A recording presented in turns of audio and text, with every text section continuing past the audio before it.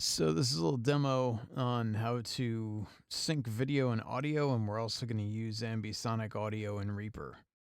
This is a concert that was recorded at Queensboro just before the pandemic shut us down, actually. It's a piano and violin concert.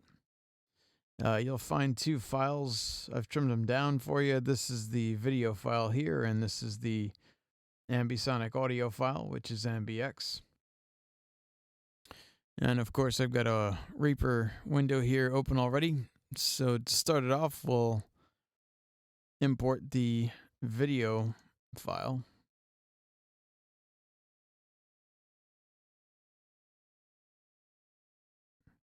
Now, one of the keys is going to be we don't actually want to hear this file. We only want to see it. So in Reaper, what we're going to do is we're going to go to the routing window and we're going to uncheck master send. This way we don't hear the camera audio. All we're interested in is the nicely recorded Ambisonic audio. So that'll help us with that. Because if you hit mute, there's a couple other ways you could do it, honestly. We could hit mute, but then you don't see any video, which we don't want either. You could use the channel fader also, but just unchecking the master send will take care of it. And then we're going to import the audio.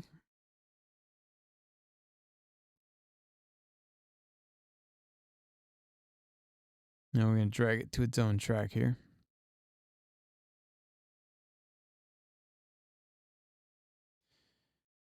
Then we're going to sync the audio with the video. Now, the original audio and video do have a sync point, but it's a half hour after the concert ended. So rather than give you a whole bunch of data that you didn't actually need to download and import, I'm just going to trim this audio here. So there's a couple ways. You got the trim tool, you can trim it back. And I'm going to find the opening piano note. It's probably going to be the easiest thing to find that I can line up in both. So if you need to hear the video audio for a second, that's fine. You can put it back in the master send if you really want to. But I'm pretty sure this is it here. So that's the opening note in the camera audio. You can hear it doesn't sound very good.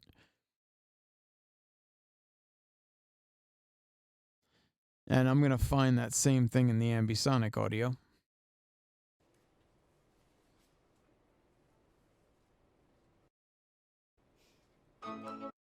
So there it is.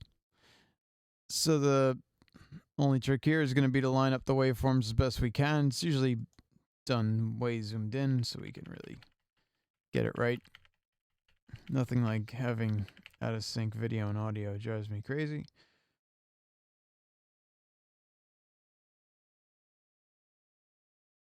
So now at this resolution, you can see pretty easily where the two should line up. And that'll probably be fine. What I'm going to do is I'm going to check in the video. I'm going to zoom out from the audio file a bit because that'll take the load off my CPU as it's playing. I'm going to go to my view menu.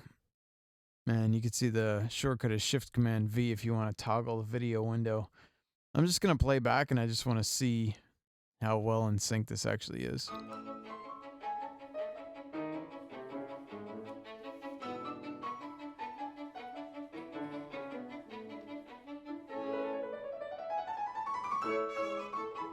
One of the things I also like to check is human speech. She does do some talking beforehand, so I'll trim the audio back. And let's see if it lines up with her mouth as it's moving. We're students together at Stony Brook University. We graduated the same year. That's pretty good. It's not perfect, but for the sake of this exercise, it'll be fine. So that was step one, is you want to sync the audio with the video so that you have a coherent sound and picture thing going on. Now we're going to experiment with the Ambisonic plugin. As you can see, there's 4 channels. That's first order Ambisonics. So it was recorded AmbiX, which is WYZX order. So you're going to search. You should have installed by now the Rode Soundfield plugin. We're not going to need the other converter because this was actually recorded in MBX already for us. So you're going to either search for Rode or you could search for Soundfield. Either way, these two plugins should show up. And I'm going to choose the VST. It doesn't really matter. Key is going to be to change the input from NTSF1 to B format MBX. What you can do now is you can experiment a bit with angle of the microphones to the sound source. You can experiment with angle of the microphones to each other. You can experiment with different polar patterns to see what you come up with that you like best. I'm not going to fool around too much because it's just for the sake of illustration, but just we'll hit play and see what we think.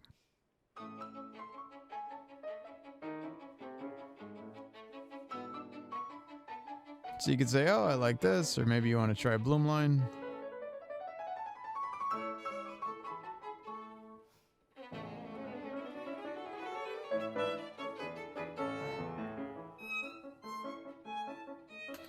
Obviously, fool around with all the polar patterns and different angles and see what you think. Maybe you come up with something you like better.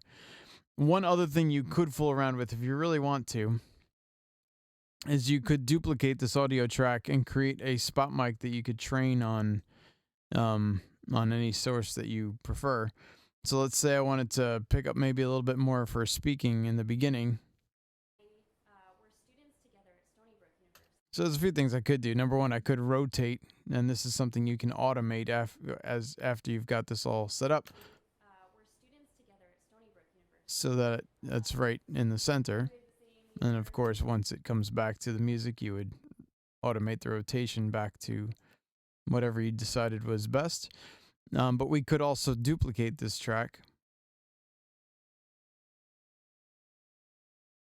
And then this version of the plugin, so maybe you want to name this Spot Mic or something. It's like my dog Spot. And I could make a mono output, and then I can change the pattern of that. We're students together at Stony Brook University. We graduated the same year. You could try and train it on her and find out where she is. Right. And it's such a treat to create relationships with people when you're in school, both as students. And you could mix that in with the main if you wanted to.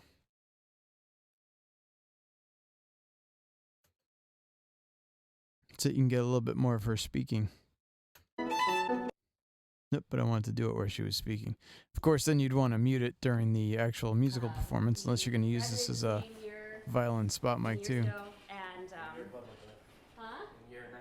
right. And it's such a treat to create relationships with people when you're in. So this is a clever way of being able to use the Ambisonic mic in a different way. Not just a stereo XY. But fool around with it, learn it, and then when the time comes, next week I'll show you how to render. This shouldn't take you particularly long, but it's a good exercise for you to go through. So this is your homework. So you're going to import the video and the audio. You're going to sync the video and the audio. You're going to experiment with different angles and microphone polar pickup patterns and angling between the mics and rotation, and you're going to automate for me. Either you're going to create a spot mic to pick up her speaking beforehand, or you're going to automate the rotation of the main array. Either one you could do. Just to show you what the automation looks like, let me delete this other track here. So if I wanted to automate this, I can enable rotation.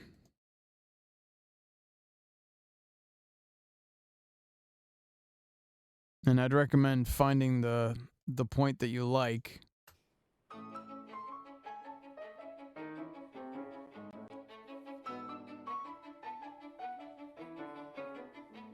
So get the stereo array sounding the way you want it to. Now let's stick with, I'll try different things.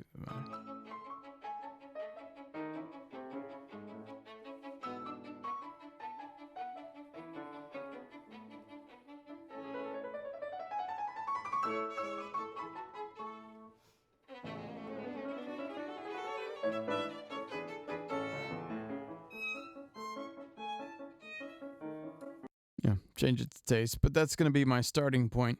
So once you're happy with whatever rotation and angle and whatever else you decided for the music, then you can change the part where she's speaking. So I can select the area, and I guess she starts over here somewhere, right? So if I want to rotate the array here, I can go Shift Command and drag down to whatever rotation. You might want to experiment first and find out the rotation that you're headed for. And then once you know what that is, you can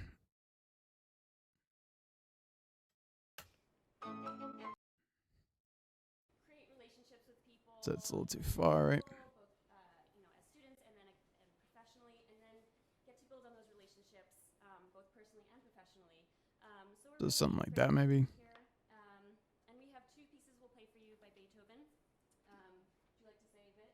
And then once it gets to you can try to track him too, I guess. Once it gets to the music, it should snap back to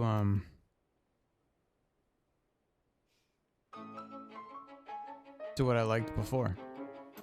So you can automate the rotation, you can automate the angle, you can automate the polar pattern, you can do all those things. So have a blast, knock yourself out. I'll give you 2 weeks to do this. Shouldn't take that long, really. It's not that big a deal of a project.